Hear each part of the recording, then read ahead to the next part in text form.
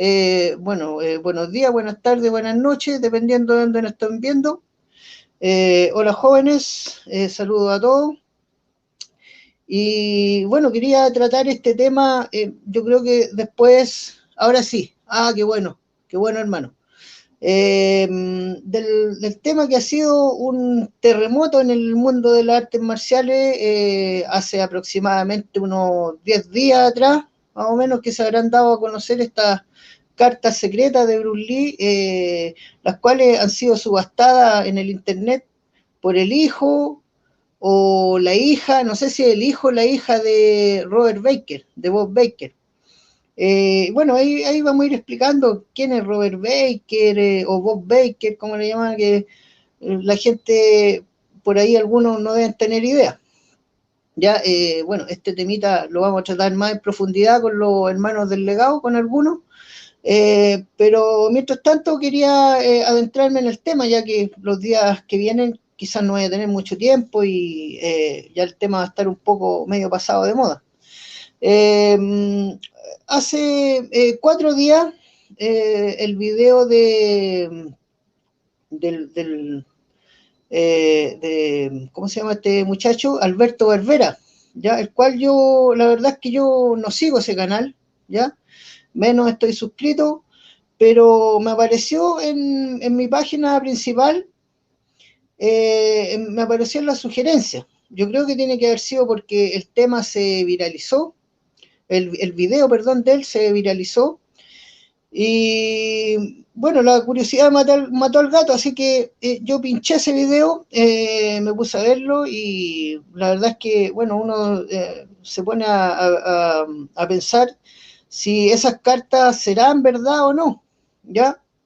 Estas cartas fueron reveladas, como les contaba, hace como aproximadamente unos 10 días atrás, por el hijo, no sé si es hijo o hija de Bob Baker, ya una subasta por internet.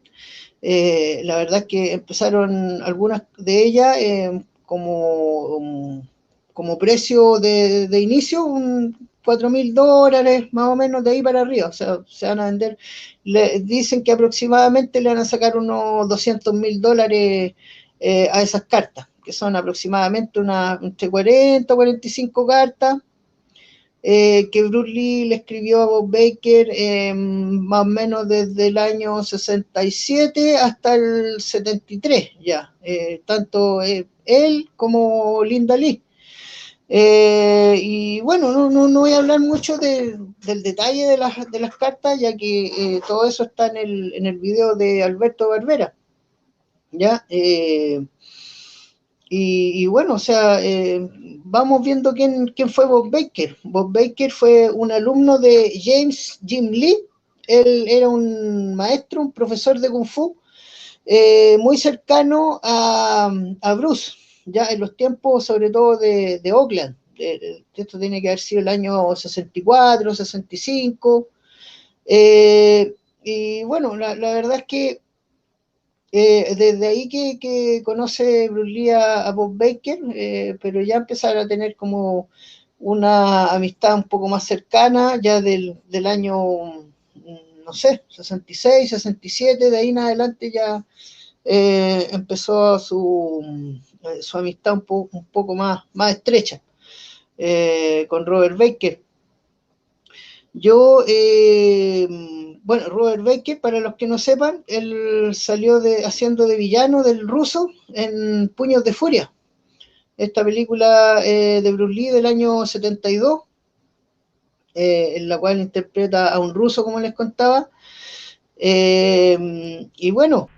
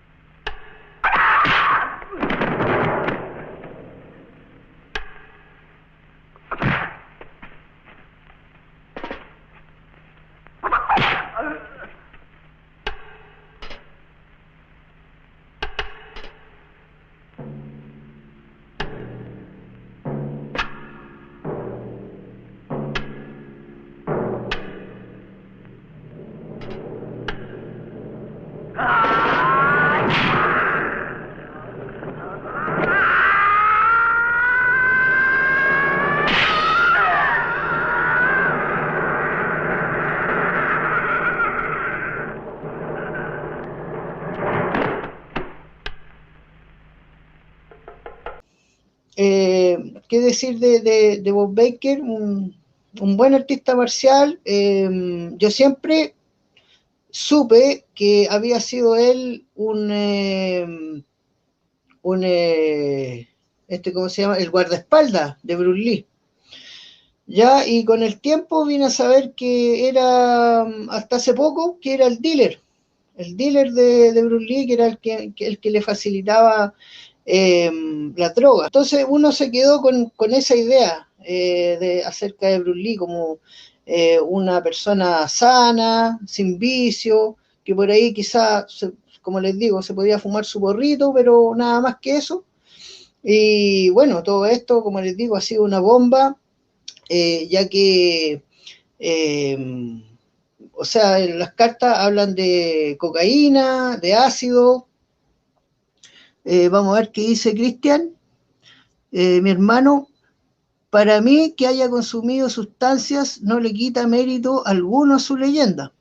No, para mí tampoco, o sea, todo lo que él construyó en el Tao, en su compendio final, que fue el Tao del Jeet Kune Do, yo la verdad es que no sé si él planeaba hacer un libro o todos esos fueron como un compilado de todos sus escritos que los juntaron por ahí y bueno, para ganar dinero lo hicieron un libro.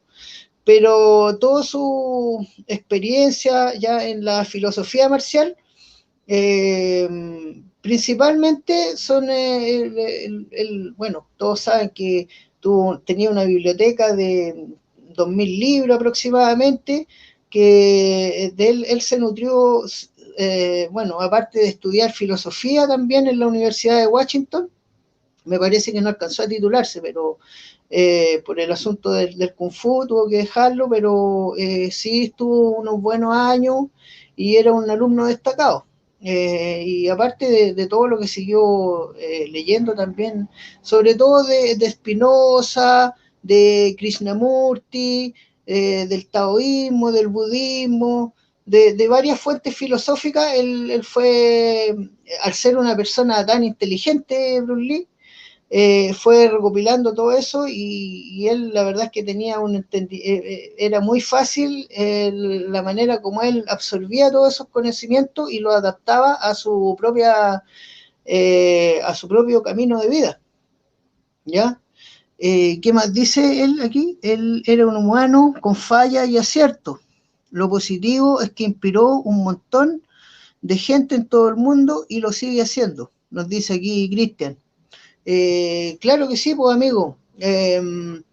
Todos tenemos, bueno, todos tenemos más imperfecciones que méritos en la vida. Y la verdad es que a mí también no me quita nada del ídolo que podría ser a mí Bruce Lee. O sea, yo como de 3, 4 generaciones atrás, se iniciaron en las artes marciales por Bruce Lee muchísima gente, miles de personas, millones de personas. Está hablando de su libro. También el otro legado que nos dejó importante fue el aplicar ya entrenamiento, en materia de entrenamiento. O sea, él produjo una revolución en el sentido de que empezó a implementar las pesas, sistemas de entrenamiento con implementos del boxeo, que eso no se veía en las artes marciales tradicionales. Sí, he visto, o sea, videos de los años 20, 30, de karatecas pateando sacos de boxeo, parecido a que son los sacos de boxeo, pero lo hacían con sus técnicas de karate, no era un sistema híbrido como él implementó. Se dice que el Jeet Kune Do tiene aproximadamente unas 25 artes marciales, que Bruce Lee él extrajo la esencia de cada una de esas artes para crear lo que fue su Jeet Kune Do, ¿ya? Partiendo por todos, ustedes saben, pero aquí las voy a nombrar a todos, pero principalmente el Wing Chun, la esgrima, conceptos de la esgrima, del boxeo, y otras artes marciales más por ahí, pero la verdad es que su legado es muy grande, y, tanto en la parte de filosófica de las artes marciales como en la parte de entrenamiento, así como en la parte del cine de artes marciales. O sea, él introdujo todo lo que fue el fenómeno del cine en las artes marciales. Sin Bruce Lee, o sea, hay un antes y un después.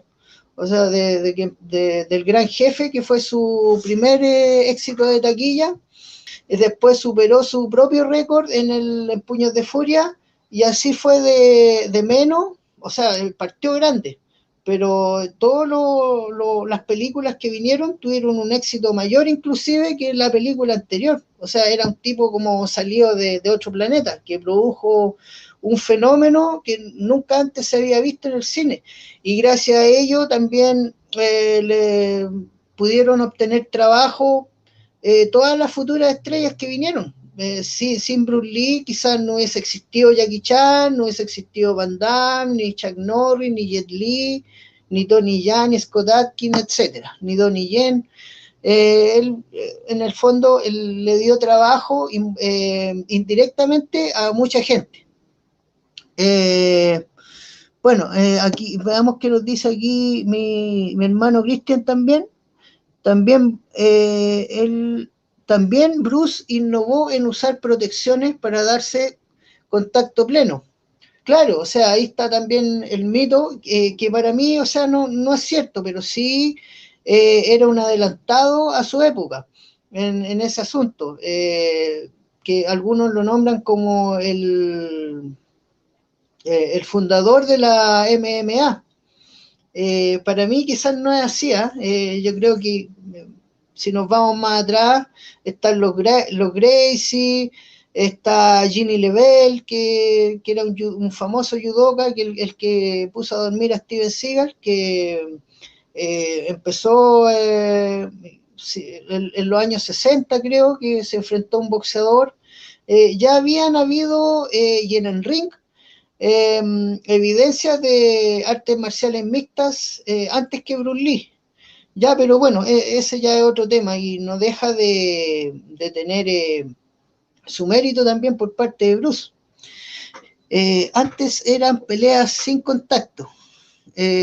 Claro, o sea, si nos vamos a ese tema, el karate, el kumite, por la Japan Karate Association, que era la asociación más importante de karate, bueno, era en contacto al punto, y ni siquiera tenía que haber exceso de contacto, sino te descalificaban.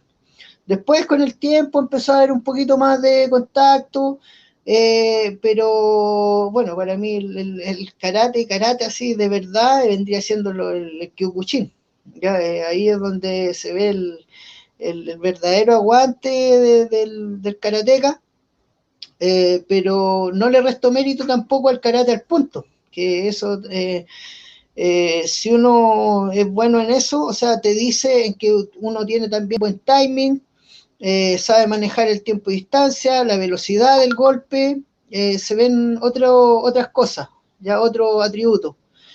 Y que de hecho, o sea, varios de esos karatecas al punto, que de hecho también dicen que Bruce Lee entrenó a Joey Louis, a Mike Stone, a Chuck Norris, y los entrenamientos con Bruce Lee, o sea, después de sus entrenamientos con Bruce Lee, no sé qué secretos le habrá contado, pero habrán desarrollado en sus entrenamientos, pero los tres llegaron a ser grandes campeones y a elevar su nivel con el entrenamiento que Bruce Lee, como les digo, o sea, él estaba, no era un competidor, pero manejaba muy bien la teoría, era muy estudioso y estaba adelantado a su época. Entonces, él tenía mucho, la gente lo buscaba a él por eso, o sea, de hecho daba unas clases particulares ya después del post Avispón Verde, a lo que era la meca de Hollywood. Y bueno, y ahí pasamos a otro tema también, que es ahí donde, porque Bruce Lee, él era sano antes, o sea, él empezó a probar las drogas, dicen por ahí, cuando conoció a Steve McQueen, cuando empezó a darle sus clases particulares, y él empezó a dar marihuana y hachís. Y bueno, ustedes saben que yo por experiencia propia, la marihuana es la entrada a otras drogas más duras, ¿ya? Y bueno, eso de la cocaína, como les digo, o sea, yo no lo sabía de Bruce Lee, pero como nos dice Cristian, como lo pienso yo también, eso no achica la leyenda de que fue Bruce Lee, ¿ya? ¿Qué más nos dice aquí Cristian? Y Bruce hacía sus sparring con caretas y guantes y se sacaban la XXX, ¿ya? Sí, pues, hacía los sparring eran bien fuertes. De hecho, esa famosa pelea real que muestra ahí con Dani Dos Santos, sale ahí con Dani Dos Santos, Ted Wong, el famoso torneo ese de Long Beach del año 67, que en algunas partes sale como la única pelea real de Bruce Lee, y la verdad es que era una demostración para demostrar los atributos de su estilo, del Jeet Kune Do, ya de todos sus conceptos aplicados en combate acerca de la anticipación, de la intercepción del puño, como llamaba a su estilo sin ser estilo, ¿ya? Y bueno, la enseñanza de Bruce, como les digo, son innegables, o sea, yo me quedé con esa idea, toma lo que te sirve, desecha lo que no te sirve y añade lo que es propiamente tuyo. Tantas frases que inspiraron y ayudaron a tantos artistas marciales de 3, 4 generaciones. Y bueno, la verdad es que no es uno, sino que aparecen varios sitios en donde se describe esta noticia, que fue, como les digo, un revuelo mundial. El diariopopular.com, laopinión.com, www.24horas.mx, hay un medio mexicano también, infobae.com, o sea, ya no es uno, sino que son varios los medios que dieron a conocer esta noticia y que fue por el medio también por el cual se encontró Alberto Barbera, quizás le llegó alguna notificación y a raíz de eso él hizo su video. Y bueno, yo viendo por aquí las famosas cartas, uno puede ver que no se debe ver nada acá porque... Pero esta, por ejemplo, es como la carta más polémica, ¿ya? Que es en la cual él le pide a Bob Baker grandes cantidades de cocaína, ácido en la medida justa y marihuana, con marihuana o hachís. En esta carta, bueno, se ve como la caligrafía ya un poquito bien tergiversada, aunque sí en la firma de Bruce Lee se nota que es la de él. O sea, no puedo desconocer que no es el puño y letra de Bruce. O sea, yo he visto harto escrito de Bruce, tanto en el Tao del Jeet Kune Do como en otras cartas más, Él era un nacido escritor de cartas.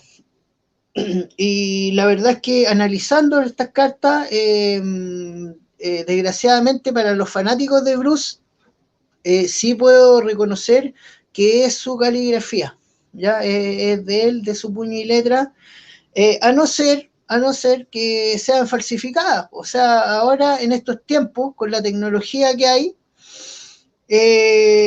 sí se puede copiar la caligrafía de una persona idénticamente, se puede, no sé, como si fueran cartas, se puede preparar el papel, se puede, un tipo de estos capos en caligrafía, puede copiar la caligrafía de una persona, y con la tecnología que existe hoy, o sea, se pueden hacer muchas otras cosas más. O sea, ustedes pueden tener un video ahí, que alguien lo edite, que tú le estás disparando en la cabeza a alguien y después te digan, oye, mira, tú mataste a alguien, aquí está la prueba, y te muestran el video como si uno en realidad hubiese sido la persona que disparó el gatillo. Y son los tiempos que vivimos, o sea, la alta tecnología que hay en estos momentos eh, nos, eh, nos beneficia a todos, pero también ha puesto más lenta a la gente, ya no lee tanto como antes, y ha habido una como involución por parte al tener todo ya, no digamos que todo, o sea, faltan muchos avances más por venir, pero sí, bueno, la comodidad de todo esto que nos trae la tecnología nos ha puesto un poquito más lento, digámoslo así. Pero bueno, para no salirme del tema, eh, la verdad es que eh, Bruce sí, en realidad es de puño y letra de él, esas cartas, viendo la caligrafía, y bueno, todos no nos esperábamos esto, fue como un balde de agua fría. Y esto va a ser material, o sea, para los haters de Bruce Lee, va a ser una buena excusa como para decir que él sí, que fue un drogadicto de mierda y esto y lo otro. Y por otro lado, para los fanáticos no van a querer reconocerlo. O sea, les van a empezar con la teoría que les dije yo últimamente, sobre que esas cartas no son reales y que es todo falso. Entonces, tenemos que ahí dejar el análisis para nosotros.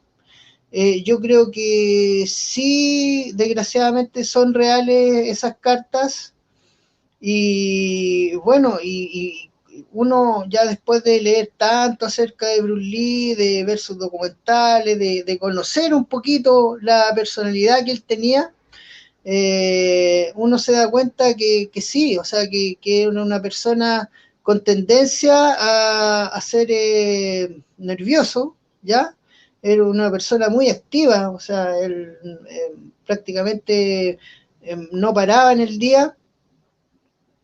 eh, y bueno, todo el estrés que conlleva el ser una estrella mundial de las artes marciales, también no estoy justificando, pero sí eso lo puede haber llevado a fumar marihuana. Dicen que luego de su lesión a la espalda en el año 69 que tuvo para hacer el ejercicio del famoso Buenos Días, ahí Steve McQueen creo que le facilitó marihuana y aceite de cannabis para sus dolores, y bueno, de ahí en adelante ya este asunto se fue agravando, una cosa lo llevó a la otra, y las cartas lo dicen ahí.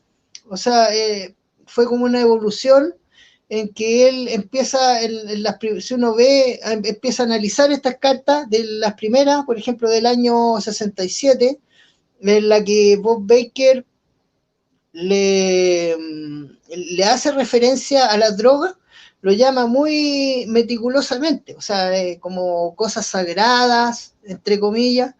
Eh, y bueno, con los años ya él empieza a soltarse más y termina ya pidiéndole cocaína explícitamente. Hubo un intermedio, ya que me salté, que él empieza como a pedir que le traiga Coca-Cola, pero eh, ya como les digo, ya en su tiempo de superestrella mundial, que ya cuando su fama se acrecentó, ya empezó a Bob Baker a pedirle la cocaína, el ácido, la marihuana, los que les contaba antes. Y también tenías un intermediario que era Wu Engan, algo así, que era un mayordomo que él tenía. Ya el mayordomo yo creo que tiene que haber querido mucho a Bruce para estar tapando todo esto. Y bueno, aparte de esto, o sea, Linda, la familia Lee, he estado por ahí averiguando, no es mucho lo mío, o sea, de estar averiguando, de hecho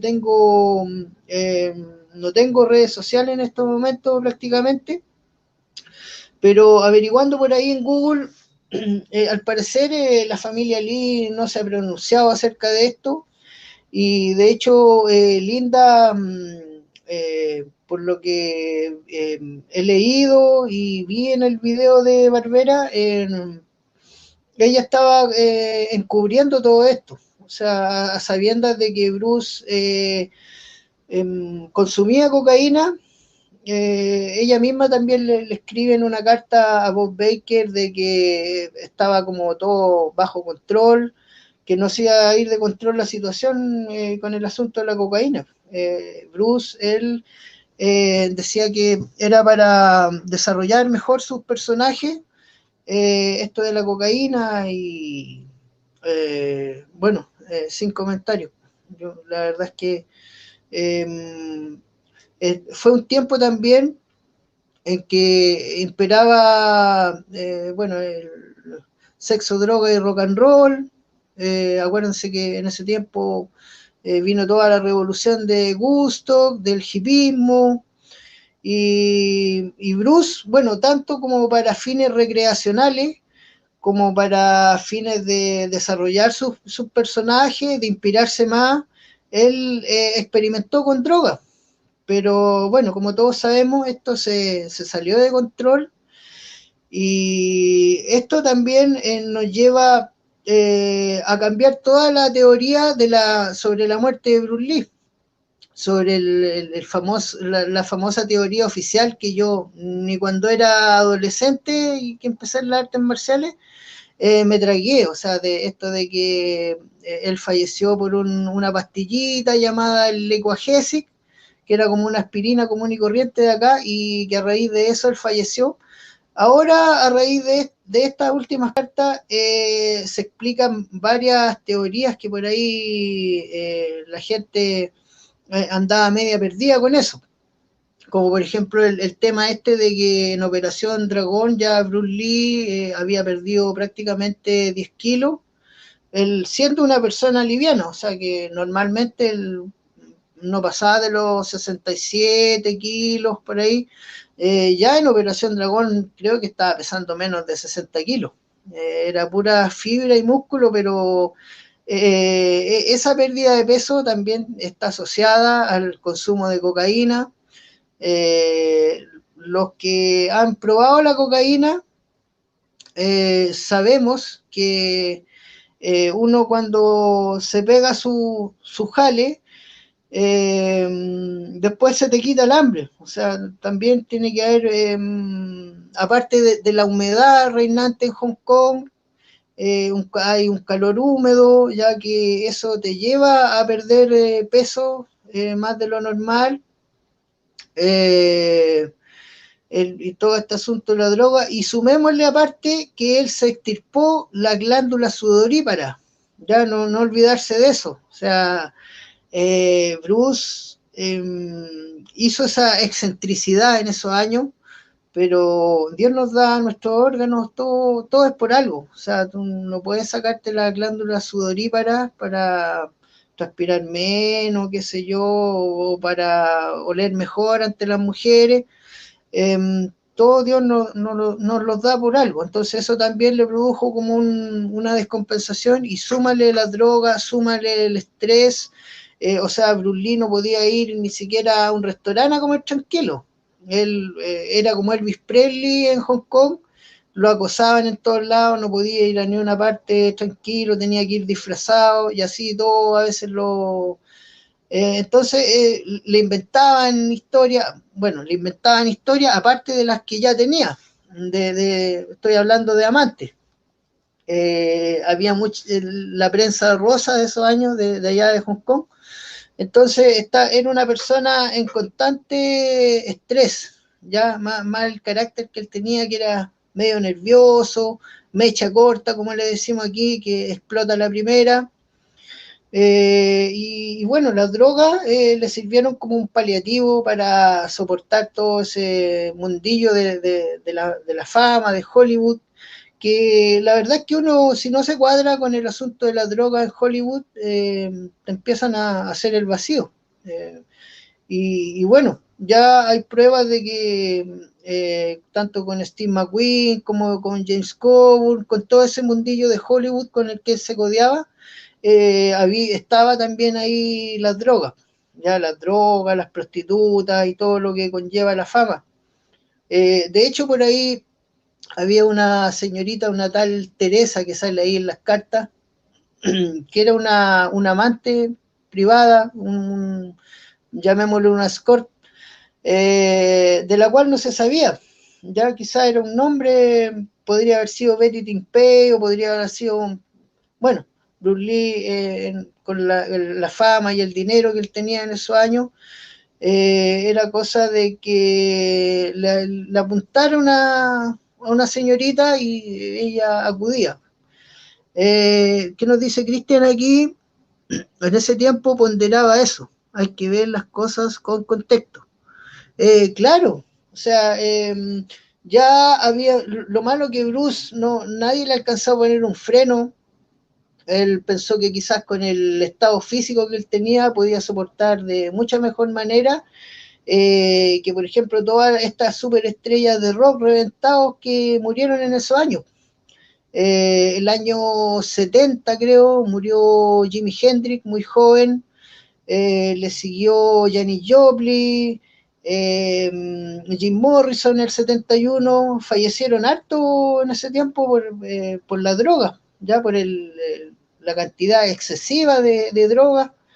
Y que bueno, que ellos decían, y quizá era así, que lo inspiraba más a crear su música, su arte. Pero la verdad es que, bueno, todos sabemos que ya eso nos lleva a la muerte nomás, a la perdición. Y bueno, eviten la droga nomás. Artes marciales y droga o alcohol no son compatibles.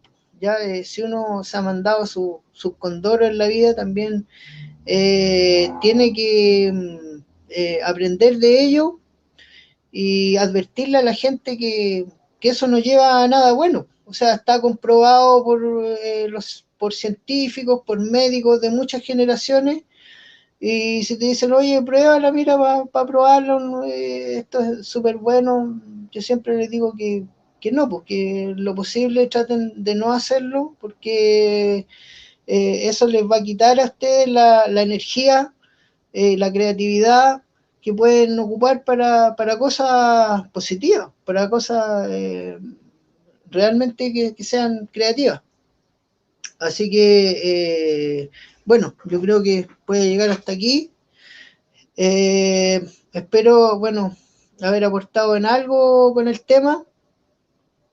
Hay que aprender de las lecciones eh, y, y, bueno, vamos a estar ahí atentos a qué consecuencias puede traer esto eh, y a ver si la familia Lee por ahí sale a la luz pública a dar su versión, linda sobre todo. Y bueno, en esto hubo mucha gente coludida para tapar todo esto que fue Bruce. Si vamos a su muerte, ella tenía que cobrar un seguro de vida y, bueno, el motivo de su muerte hubiera sido por exceso de droga, este seguro nunca hubiese llegado a la familia de ella. Convocar una vista cerrada antes del juicio oficial, de la que se excluye al público, sugiere que se pueda estar intentando manipular las pruebas. No estoy diciendo que ocurriera, sino que toda esta situación me hizo sentirme incómodo. La persona que presidió de algún modo la vista fue el doctor Tier, que según tengo entendido era un patólogo forense muy conocido, que se había hecho venir especialmente de Inglaterra para que declarara como especialista. El doctor Tier condujo la discusión y dijo que no había ningún caso autentificado de muerte, y me refiero a casos autentificados en toda la literatura médica, de muerte provocada por el uso de cannabis, marihuana, hachís o de cualquier derivado químico del mismo grupo contenido en estas sustancias, plantas. También dijo que, a su parecer, como Hong Kong era una especie de microcosmos, sin mucho peso específico en cuanto a decisiones médicas o legales, y que, como la mayoría de la profesión médica en Hong Kong tenía credenciales de otros países, tendrían que tener mucho cuidado como comunidad médica antes de publicar una declaración firme de que Bruce Lee, un actor tan famoso, había fallecido a causa del cannabis o de uno de sus derivados. Y además, teniendo en cuenta que, según los análisis químicos del contenido del cuerpo de Bruce, había fuertes indicios no solo de un derivado del cannabis, sino también de Equagesic.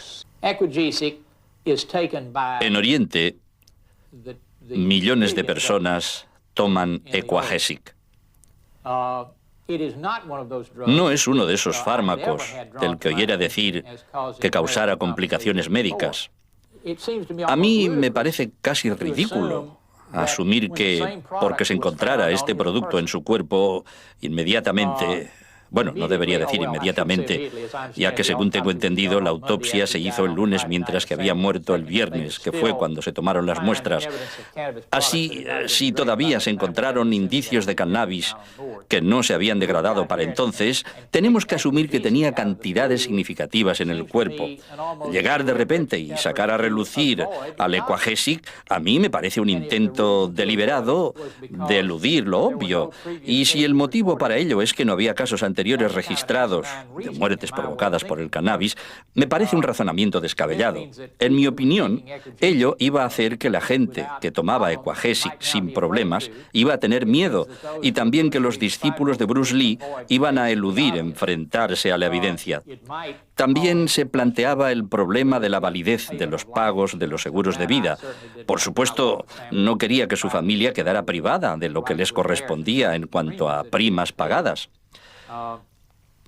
Al mismo tiempo, se sabe que Bruce había reconocido haber tomado cannabis, por lo cual su propia declaración confirma nuestra primera impresión. También sabemos que había ido a la costa oeste de los Estados Unidos, donde, según parece, un neurocirujano le había dicho que esa droga era inocua y que él también estaba experimentando con drogas, alucinógenos en aquellos tiempos, porque los encontraba muy relajantes. Así, a mí me parece muy descabellado llegar a la conclusión del Equagesic cuando estos otros indicios resultaban tan obvios. Puede que sea una opinión prematura por mi parte, pero no entiendo cómo pudieron llegar a la conclusión del Equagesic. Quiero decir, para llegar a una conclusión así, harían falta muchos más. Bueno, hay otras razones más que todavía por ahí no sabemos y quizás nunca vamos a saber. Lo importante es que Bruce, con esto, rescatar las cosas positivas, tampoco echarlo a la hoguera porque en su tiempo, siendo joven, trató, y con fama y con dinero, trató de experimentar con las drogas. No hay que ver, como dice el dicho bíblico, la paja en el ojo ajeno, sino ver la viga que tenemos en el propio nuestro. Entonces, bueno, lo dejamos hasta ahí, estimados, y será hasta la próxima. Bendiciones.